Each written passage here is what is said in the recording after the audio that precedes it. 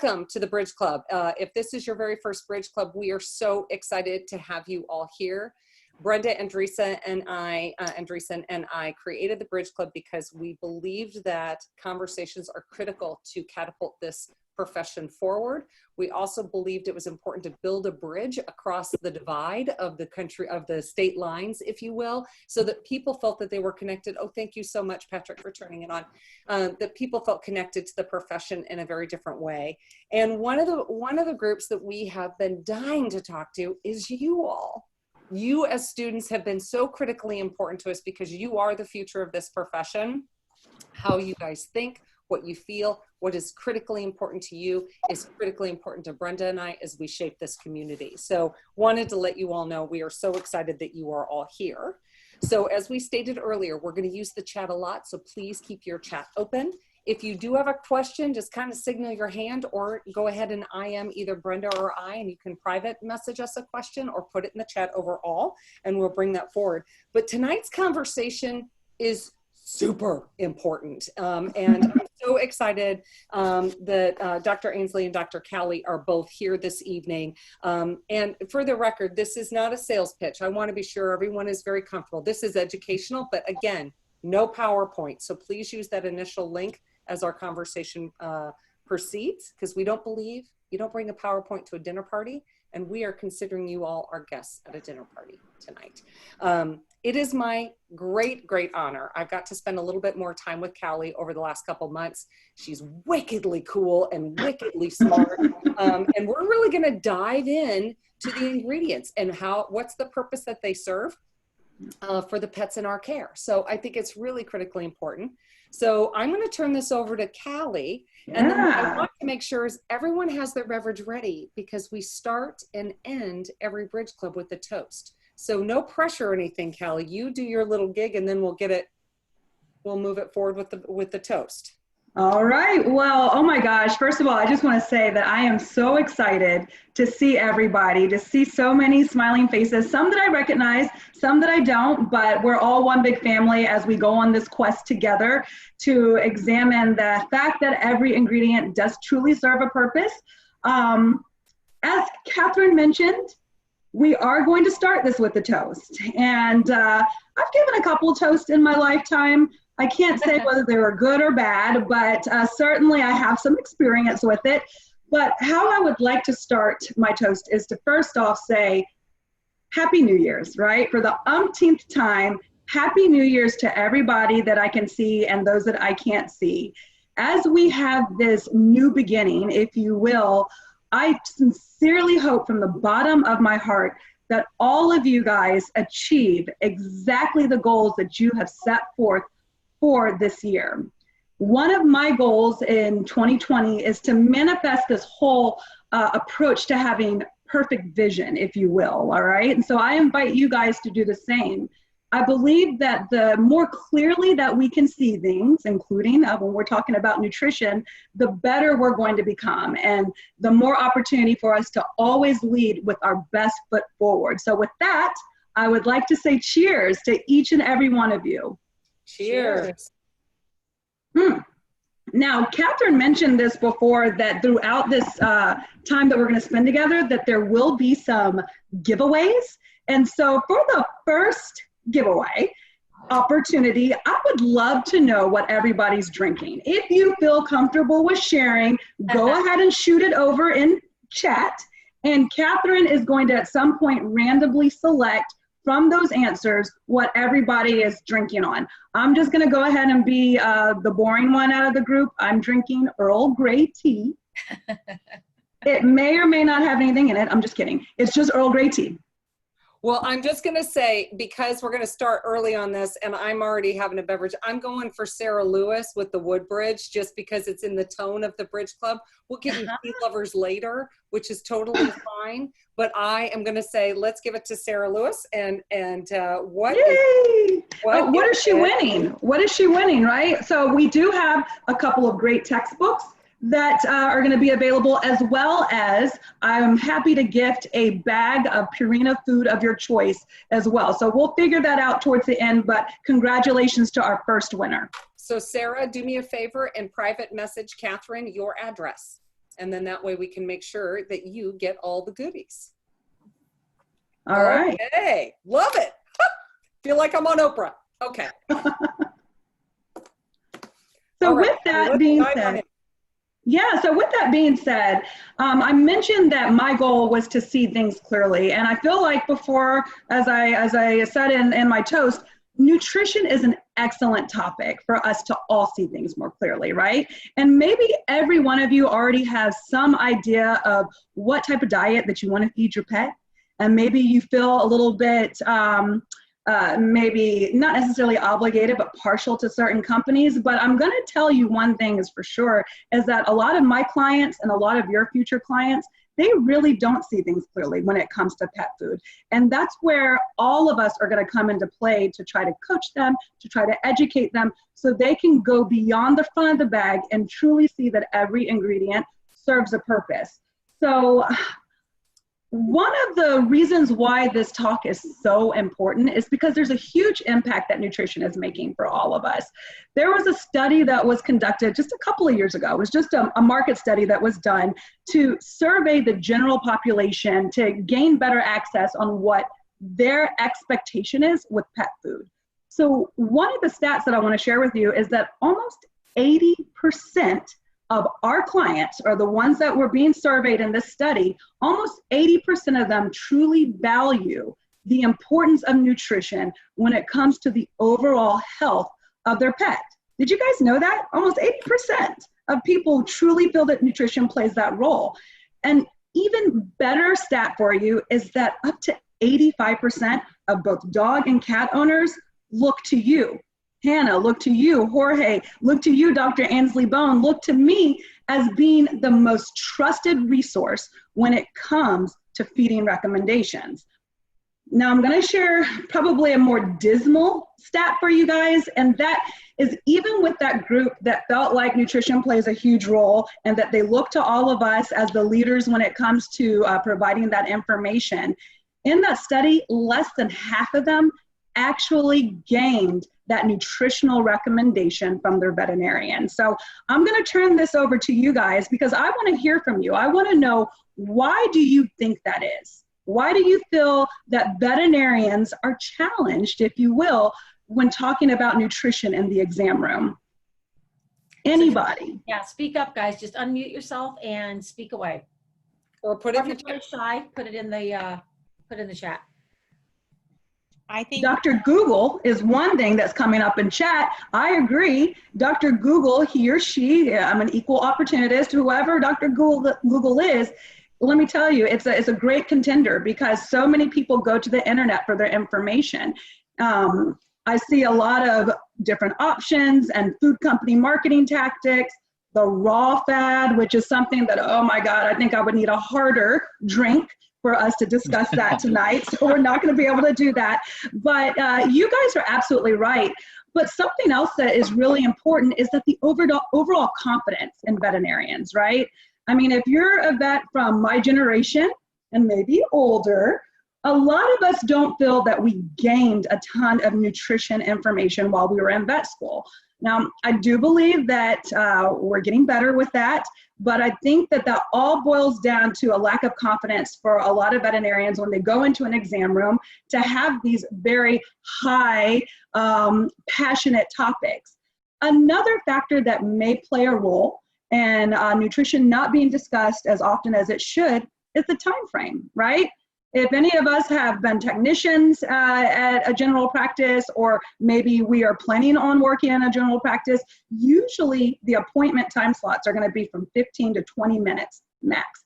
I saw about 17 cases on Saturday when I was working at my local general practice, and that was within 4 hours. You see what I'm saying? So with the lack of confidence that we may have with talking nutrition and the allotted time slot, often that conversation is going to go by the wayside. All right. So my goal, my purpose of the evening is to try to encourage that confidence, to try to encourage within you guys to remember that you truly are considered the expert from this day forward. And so whatever information that we discuss tonight, I want you to start practicing it.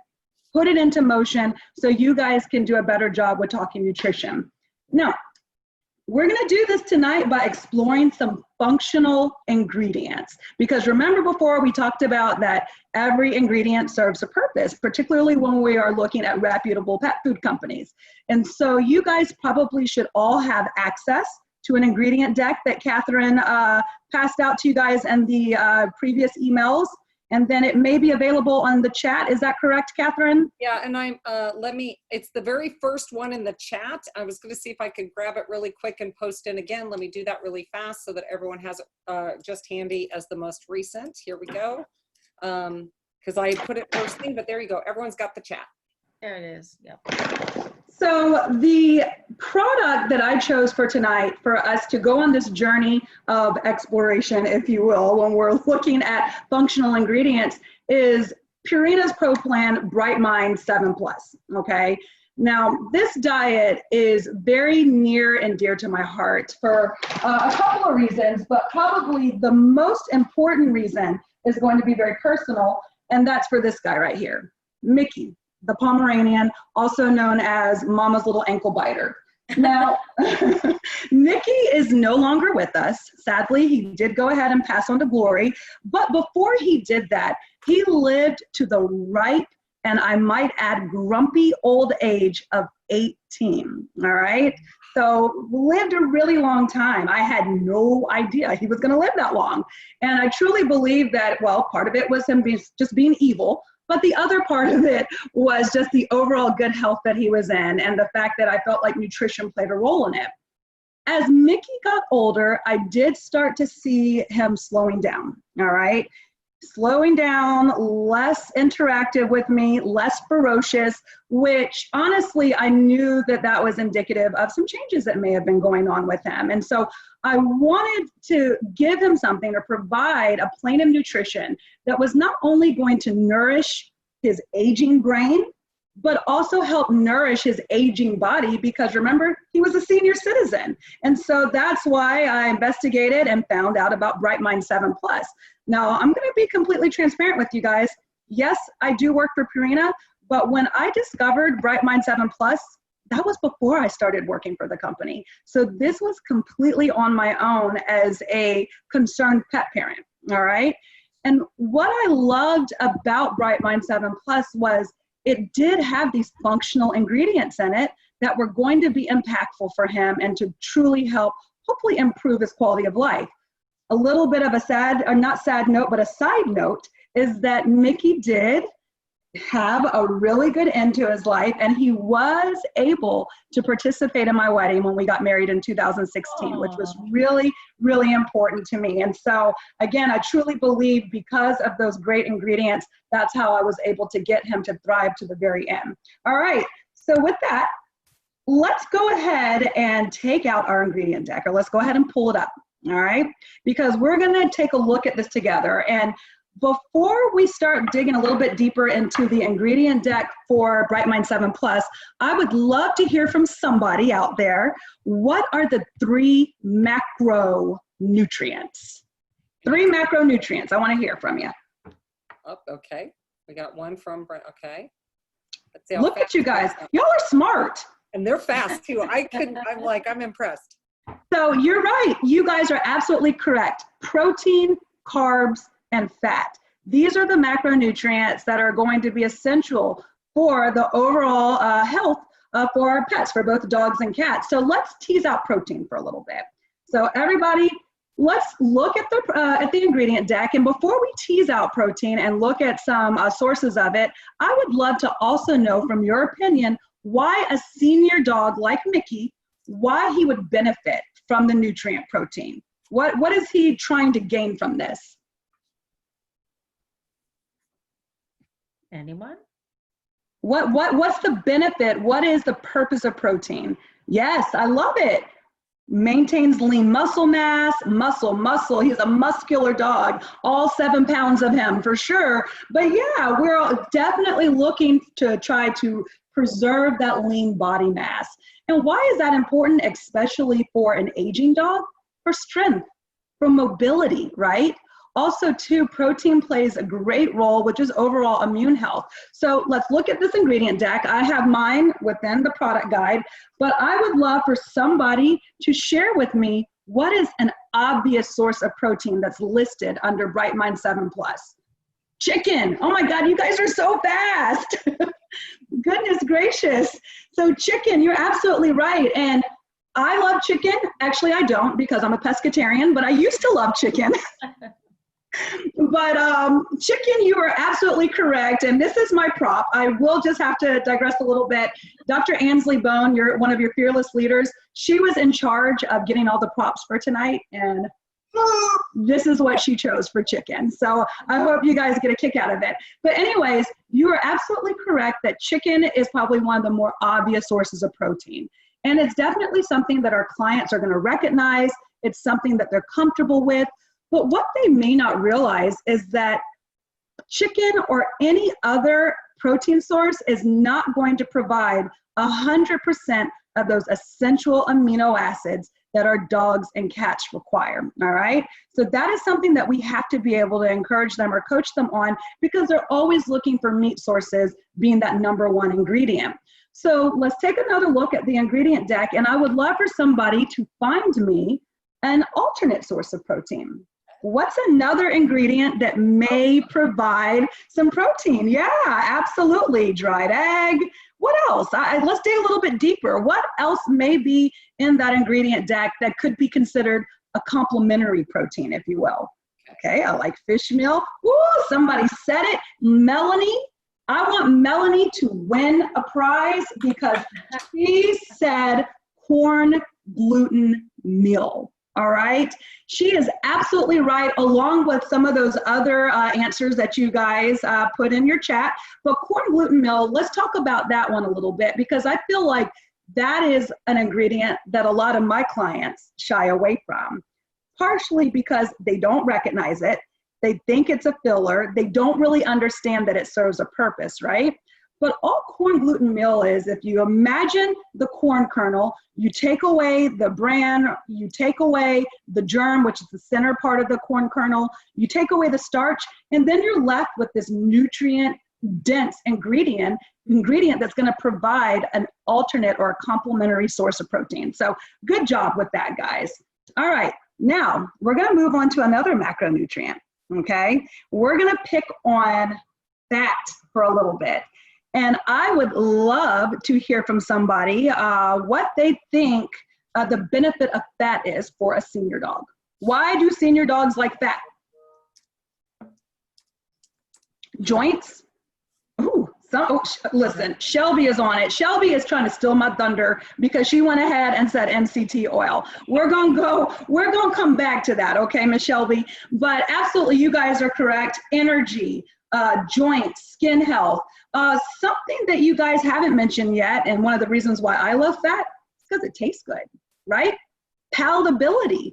That's a huge importance or a huge factor of fat, and why, especially for my senior guys, especially for a dog like Mickey, when he was getting older, he became more finicky with his appetite, why we want to see fat in that diet. But it's not just we want to see all fats. There are going to be certain types of fat that are going to be truly impactful, especially when we're talking about a senior dog.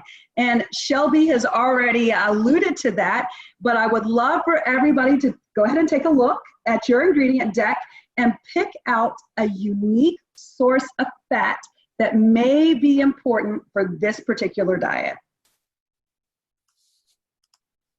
I like fish meal. I like fish oil. Okay.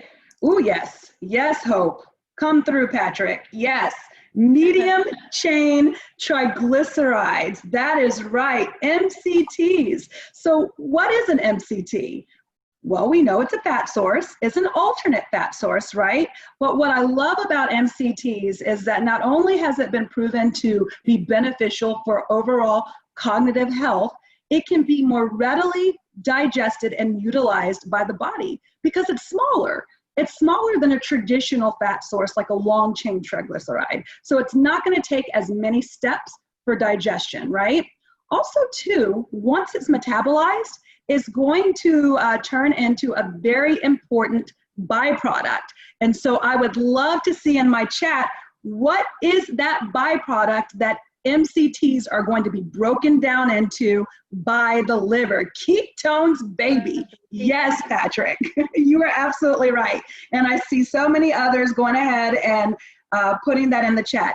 Perfect. So ketone bodies are that byproduct that is especially beneficial as far as being that additional energy source to the brain. And so when we're talking about senior dogs, and I mentioned that little Mickey, as he got older, he started to become more dull. He started to slow down. Well, part of the reason is because he wasn't able to utilize glucose as effectively in his brain cells, all right? All right, Catherine, yes. So right before, I just want to give everyone a heads up. So we're almost at 7:25. We're not stopping. We're still moving forward. But I know for some people, if you're familiar with the Bridge Club, we try to do things around 7:25, and then we can move into the after party. We're going to go a little longer, and then we'll move into the after party. But I just want to give everyone a time check of recognizing we're aware of the time so that you don't have to be. And then we're going to keep moving forward, but we will be having you out of here before 8 o'clock, so or Central Standard Time, depending on where you're at. 9 o'clock for the rest of us who are on the East Coast. Yeah. So I just want to give you guys a time check, but keep going there. Callie, you're doing amazing. Perfect. So I am so happy if you guys stick with me to the after party, because we know that's where it really gets exciting. But before we transition into the after party, let's tease out that last macronutrient. And that last macronutrient is carbohydrates, right? Carbs. Who doesn't love carbs? Let me see a show of hands who does not love carbohydrates. Exactly. And maybe I should go to the next page to make sure. Let me check you guys out. Who does not love carbohydrates? Yeah, I don't see a hand raised, right? I particularly love carbs. Right now, I would love to eat a donut at this point because that's just what I crave at this time of the night. But anyways, beyond my cravings for carbohydrates, senior dogs also enjoy carbs. Why would a senior dog enjoy carbs, or what kind of benefit would they gain from it? What do carbs provide? Energy, immediate energy, easy energy, all of it. Excellent, good job. Carbs provide energy. And to take it even a step further, when carbohydrates are broken down, they're broken down into glucose. Glucose helps with the function of cells, right? So pretty much all processes that are going on in the body need that glucose to fuel the functionality of those cells. So here's the problem with carbohydrates is that a lot of my clients, they don't really understand its purpose in pet food, right? And so this is where we all come in to try to encourage or coach them. So I want you guys to take a look at the ingredient deck, and I would love for somebody to pick out an obvious source of carb. A very obvious source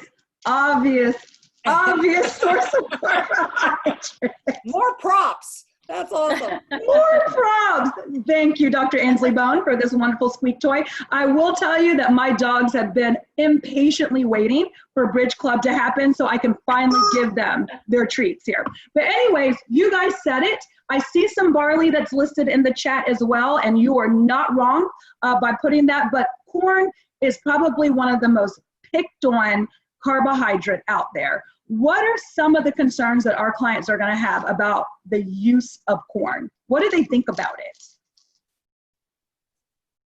Filler, yes, digestibility, causes allergies. Filler, you are absolutely right. And the reason why they think this about corn, well, there's a couple of theories about it.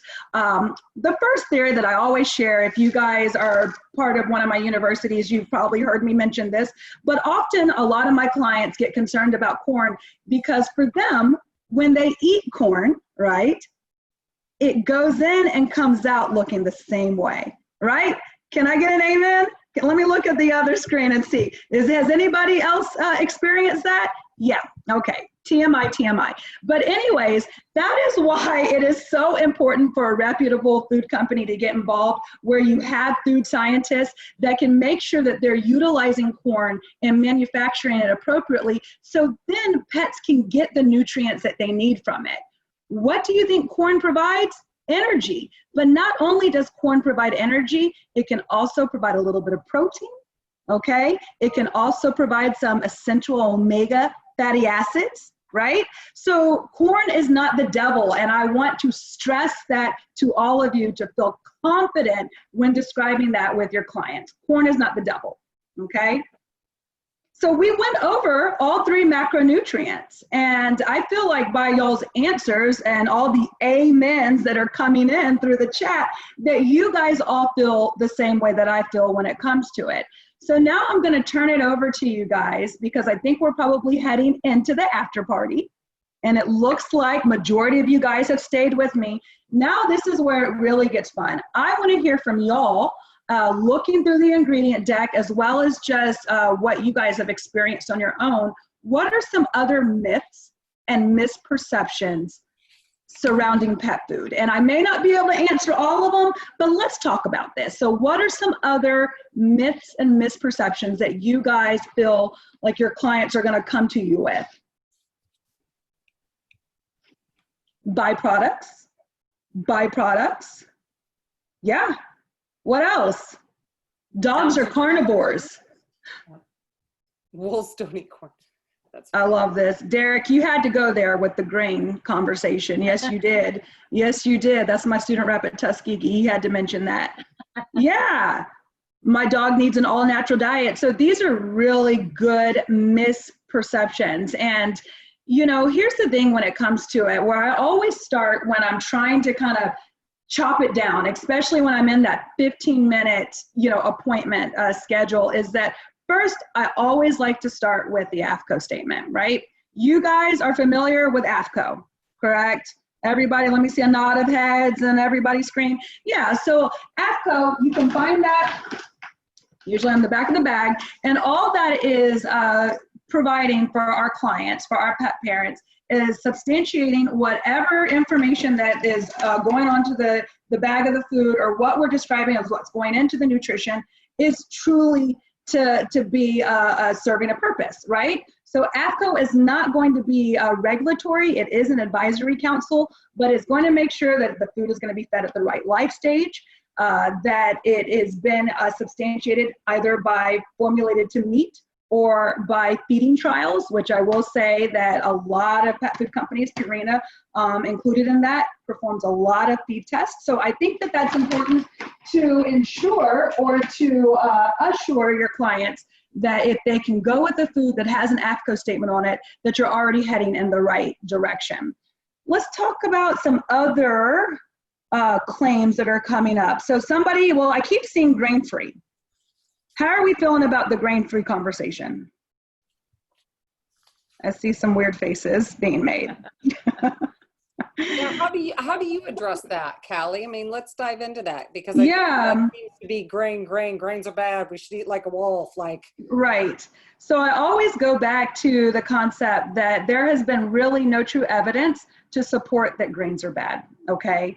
And also what we do have to show is that grains can actually be truly beneficial based upon even what we were discussing in our ingredient deck. They can truly provide nutritional impact for our pets. And so I always like to say that we don't have the research or the evidence to support that, but then I take it a step further and I say it's a very, very small percentage of pets that are truly allergic to grains.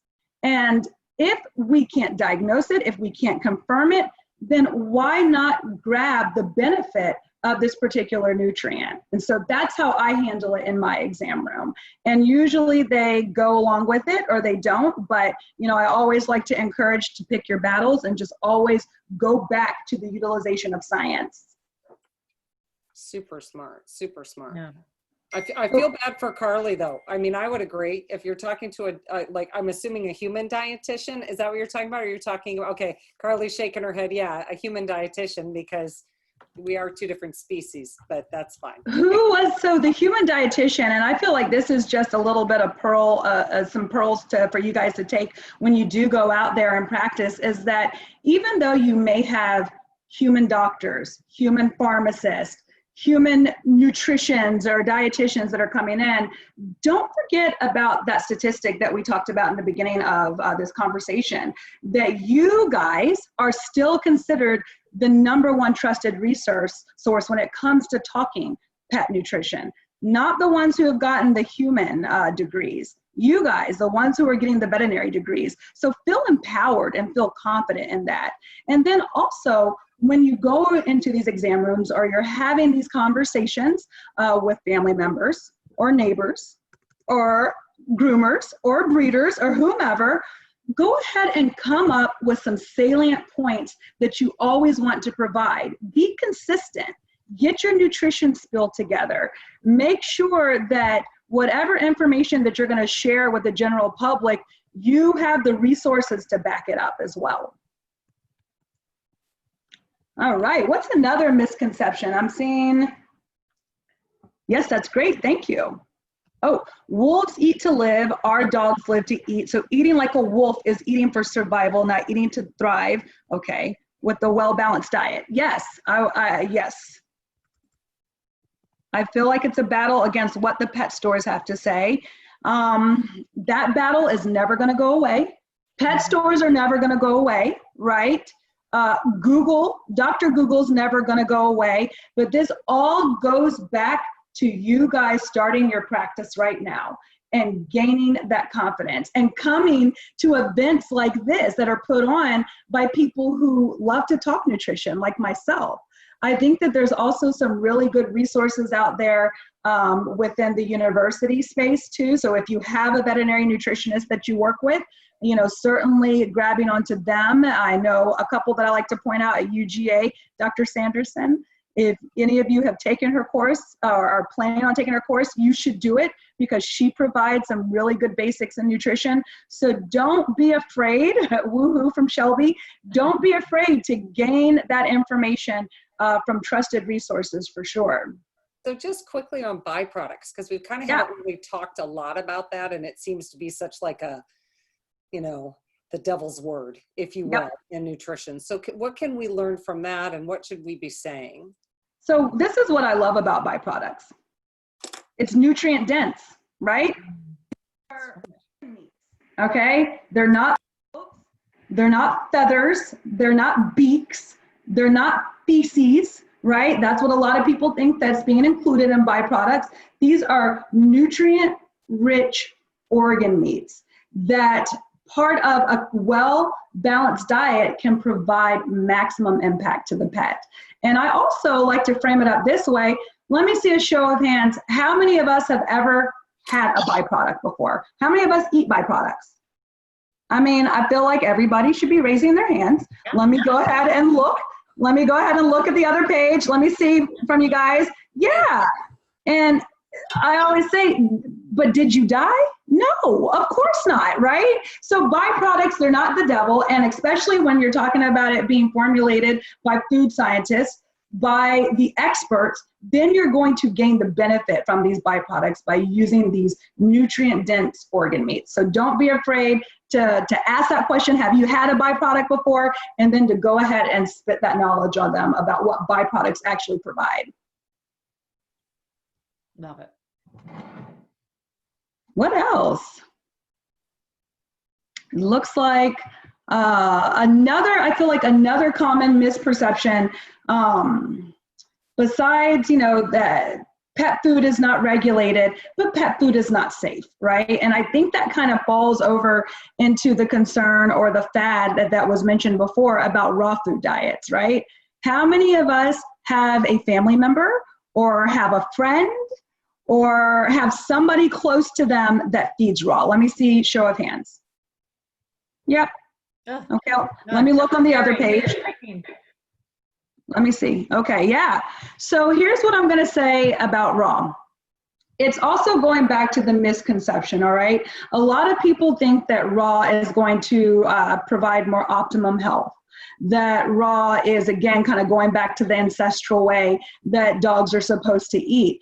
But here's what's not being mentioned about raw is the potential contamination factor, the potential dangers that are posed by feeding a diet that doesn't have some heat put to it, okay? When we're talking about pathogens like salmonella, like certain forms of Clostridium, this can be detrimental not only to the dog, but also to the family members that live in the home. And I'm not going to get on the platform to bash raw food, but I think it's just really important to understand that there's really no true benefit and that it really actually can be dangerous, especially for families that have the truly young and the immunocompromised and the elderly. So I would just be really cautious when having that conversation with clients. Don't be afraid to share that information too, of the concerns. I've had some practices that when they find out that a pet is eating raw, it's not to ostracize them, but to truly protect the staff that they're working with. They'll make a mark on their records, and they'll take care with some biosecurity measures to ensure that whatever potential contamination is not being transferred to other patients in the facility, as well as to the staff that's supporting that pet. So it is a real concern, and it's something to not be afraid to discuss as well. So Callie, question for you too. I didn't interrupt your flow here, but something that I wonder if anybody here is wondering too. Don't you find when dealing with very emotionally attached pet owners that they can talk out of both sides of their mouth? For example, they'll say, I wouldn't feed my pet anything that I wouldn't eat, therefore I don't want to have corn, gluten, or byproducts or things like that. But on the other hand, they're feeding raw foods. Yeah. How do you have a logical conversation with people who are giving you illogical answers to your questions? People who are like me, right? I can sometimes become very illogical when we're talking about my fur baby. And this is somebody, myself, who has gone through years of study, years of education to know, what's good, what's bad, right? And so when I think about that, I try to take a step back and be as empathetic as possible and understand that more than likely where these concerns are coming from is a good place, a place of care, a place of passion, a place of where these pet parents truly believe that they are doing what's right or what's best. So I think, again, step one is to just try to put yourself in their shoes and take a step back and have a little bit of empathy. But then once we get past those warm and fuzzy feelings, then we have to start talking research and start talking science and start talking evidence. And don't be afraid to share your opinion. Again, going back to that initial statement that I made with the market study that was done, they still consider all of us the most trusted resource. And so if we are confident enough and take the time to go ahead and express our experience and express our recommendation, I feel like that really truly makes an impact, but also empathy too. Great advice. That can be a tough conversation to have. It never gets easy. Guys, I've been out of school for over a decade. I know I don't look that way. Yes, I know. But I've been out of school for over a decade. And, my background, for many of you guys know this, is in emergency medicine and critical care. So as an ER vet, I probably didn't get the opportunity to always talk nutrition, but I made sure to squeeze it in as much as I can. One thing that I will tell you, even as an ER vet, and even with dealing with some cases that kind of went beyond what's the next recommendation for food, I always felt like the nutrition that they were getting while they were in my hospital, in the ICU, was truly impactful. And I always would mention that with my clients. And so, if they ask, well, what did the pet eat, or what did you feed him while he was here after his GDB surgery? I always took that opportunity to share, well, I used a diet that was going to be easier on his GI tract, or I used a diet that was a bit more balanced than what was written on your intake form. And I want to suggest kindly for you to continue these diets as well. So I never missed that opportunity to interject what my recommendation or what my advice would be for these guys. So I wanted to just, as I was going through, because you guys, first of all, thank you for using the chat. It's making Brenda and I's job so much more fun because we're like to look at it all. It's a lot of fun for us. So make sure you're throwing in your questions. But early on, when you were asking about myths that were kind of coming through, Courtney mentioned up there, she goes, if you can't pronounce it, it's not good for you. Yeah. So, but part of the thing is pet food does have names in it Yeah. that we don't know what they're called, and then therefore we think they're evil. So what is it? How do we, can you give us like an example of, so that maybe we can all walk away with one, two, that we realize aren't like bad stuff? Absolutely. So let's go back to the ingredient deck. Okay. So everybody should still have access to it. And I don't know, I want somebody to pick out an ingredient on there that, to your point, sounds bad. Somebody just shoot me over an ingredient that might sound bad to you. The worst one. Pick the worst one. Pick the worst.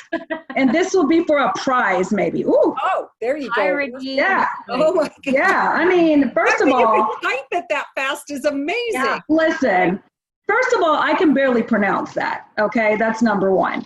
So, here's the thing about that. What I love about resources like product guides is that a lot of those ingredients are going to be listed in the back, okay? So let's pull out the Purina product guide and let's just take a quick peek at it. And if you guys don't have one of these, then I would encourage you to get it. So that Casa put, because I think Casa should get something because she typed it really fast. Sarah, you already won something, so you don't. So I'm looking at it. We try to be right. We try to spread the love. Hydrochloride. So it was, because I see some more. So what was the ingredient, the first one? Pyroxidine hydrochloride. Hydrochloride. So in my glossary of terms, and will also be in the glossary of your product guide, it's a B vitamin. It's a vitamin, guys. So even though I can't pronounce it, even though I may not be able to spell it officially, just know that that's a vitamin that falls under the category of vitamins and minerals. And so it's always helpful to have resources because as vets, we can't remember every single ingredient term, but you can always revert back to what's in your glossary and give them a name or give them an item that they would understand or what that is. So that is a vitamin. What else? Ooh. What's this? Menadome sodium? Yeah, that's a good one. Right. That's a good one. That's vitamin K. Another vitamin, guys. Yeah. And someone said, okay, well, we'll get back. Well, let's get the thick terms off. And then there was going to be one about. Patrick just mentioned the concern about garlic oil. And that's a good one. And I'm glad that he brought that up because what have we been taught about garlic? Let me see it in chat. I'm sorry. I mean, vampires. Yes, we need garlic for vampires. You are absolutely right. Personally, I love garlic because it smells good and it tastes even better. But you're absolutely right for those of you guys who are communicating through chat is that in the right amounts or in a toxic amount, it can be very, very dangerous to our pets. Again, going back to my days on ER, anytime I heard about a pet that got into, large amounts of garlic or onions or grapes or chocolate, these were considered toxins. But here's the thing I'm going to tell you about garlic oil or garlic that is used in formulated pet food. First of all, we have toxicologists at Purina that are going to ensure that there's never going to be an amount of something that's going to be dangerous to the pet that it's being fed to, okay? And that is also including things like garlic. Also, depending on which part of the garlic, just think back to kind of like what we talk about with corn, depending on which part of the garlic bulb is being utilized, like maybe the oil, that is really beneficial as a palatant for pets, okay? And so if we're talking about natural ways to make pet food taste better, what has been discovered in a low dose with the right component of the garlic being utilized, that this can actually be very helpful as a palatant. So it's not that all garlic is bad. Yes, if you hear about it over the phone, you have a client that says, my dog got into multiple bulbs of garlic, that's a problem.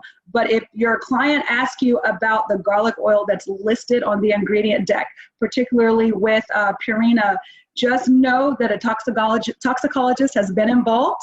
And it's not just the amount, it's also the source of that garlic too. There's a great adding on. Really, so sorry. Yeah. I mean, you're probably asking the same one, Catherine, that like Hope's question about cooked chicken rubbed in garlic or onion or things like that. What about that? Yeah, because that's something I've had people ask about before too. Are you talking about like table scraps? Like No, cooked that chicken they're. rubbed in. Go Oh, ahead. sorry, Catherine.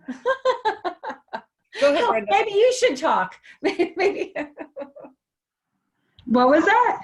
I said maybe Hope should ask her questions about the cooked chicken rubbed in like garlic or rubbed in an onion, that sometimes people will use it to try to train their pets or. Yeah. So what I do, and this is just my personal anecdotal recommendation, I personally am not going to fool around with garlic if I'm trying to create something in my own kitchen, because I don't have a toxicology degree, right? And I also don't have the means to make sure that it's processed appropriately in order to ensure that it's not going to be toxic. And so I really try to discourage my clients from using garlic to create their own recipes, if you will, for the pet. I always go back to it being best used by a commercial pet food that has the resourcing, that has the expertise to ensure that it's not going to rock the boat as far as that pet is concerned. It does always come back to not just the amount, not just which part of the garlic that's being utilized, but also, to y'all's point, how it's processed as well. So we are coming to the end. So I just want to call out two beautiful cats that have joined us. I love Greg's cat, just gorgeous. Olivia's cat is just gorgeous, as I was about ready. But I mean, first of all, I think Greg, I don't know how big that cat is. I don't know how big, like that looks like a very large black cat, but gorgeous. And then Olivia, that cat is absolutely stunning. Oh, and then wait, Sarah, is that a dog? Okay, I was like, is that a cat? Link it up there. So we had our very first ferret tonight, so it's awesome. But we are coming to the end. So now is the time to ask your final question. So if there's something you really want to learn or ask of Callie, now is the time to do it. And then what we're going to do is we'll do our parting toast. Yeah. There's so many great questions here. I'm trying to find one that like is like. There's so many good ones. Like I'm having a hard time. I'm like, I want to look at all of them. I mean, Callie, you choose of all these great questions. Which one do you think covers the most pieces that you want to answer last? Oh my goodness. Oh, okay. All right. I'm going to go with this. Any, mini, miny, mo. Wait a minute. Okay. Oh gosh, these are all really good. So let's do this. This is an easy one because there was a question, and not just easy, but a good one as far as just general knowledge.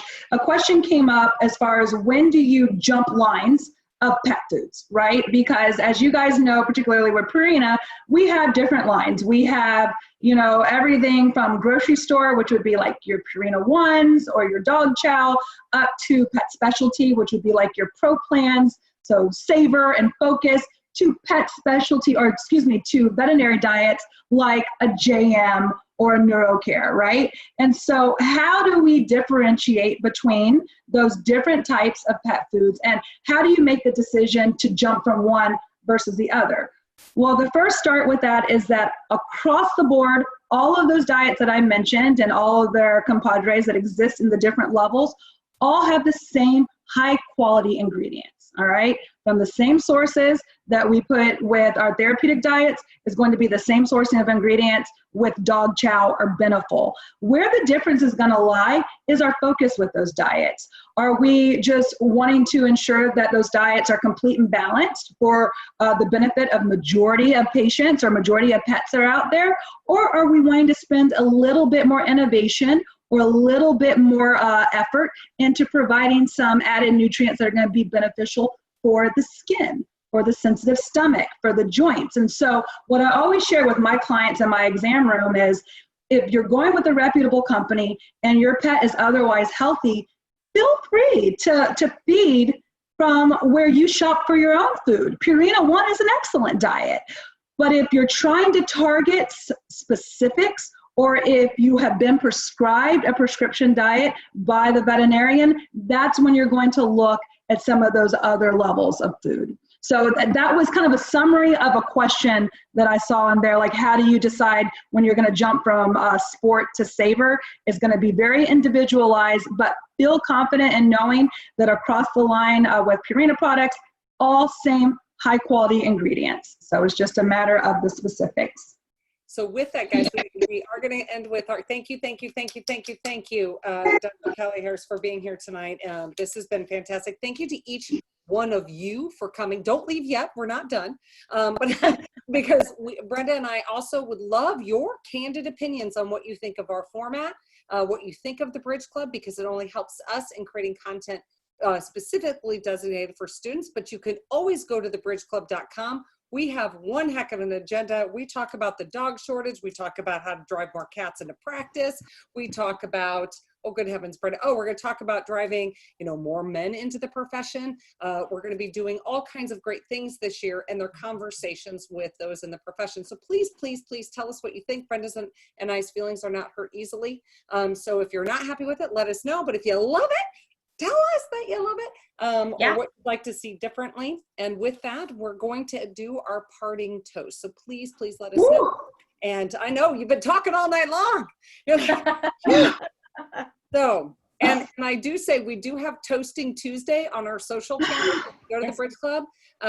And no, we never play bridge. So that's the one thing I do want to make sure is very clear. Yeah, but it's not about bridge. No. Toasting Tuesday. So if you're ever in need of a toast, go to Toasting Tuesday and you'll maybe see Callie in the next couple of weeks. No pressure. No pressure. All right. Well, I want to see everybody raising their glass, okay, for this parting toast. Yes, let me look on the other page too, just to make sure, because I'm not forgetting about my friends. Ooh, I see a nice beer bottle. There we go. Okay. Look, close a beer bottle. Way to go. Yes. Yay. So here's what I'm going to say to you guys as some final thoughts. First and foremost, nutrition is an extremely passionate topic. I always say that it rivals in some groups up there with politics and religion, okay? And we often will shy away from the debate. But as humans, we are only better when we raise awareness, when we raise perception. So I am going to empower you guys from this night forward to be confident, be bold, have those nutrition conversations, because ultimately, the more you talk about it, the more you educate our clients, the better off our pet community is going to be. To end this toast, I want to thank the Bridge Club. Okay, thank you for having me and for putting together this virtual professional engagement. I also want to thank some of my teammates that are out there. Even though they are silent, they are not ignored. I do appreciate you guys being here with us tonight. These are y'all's college managers that are also a part of this call. And then ultimately, I want to thank Purina as a company for always proving that nutrition is not only just an integral part of our pet's health, but it can truly transform lives, just like it did with my sweet baby Nikki. So with that, salute. Cheers, everybody. Cheers, all. Oh, my tea is cold. Yeah, you have to drink. Now with that, everyone, you're easily able to exit. You can go to the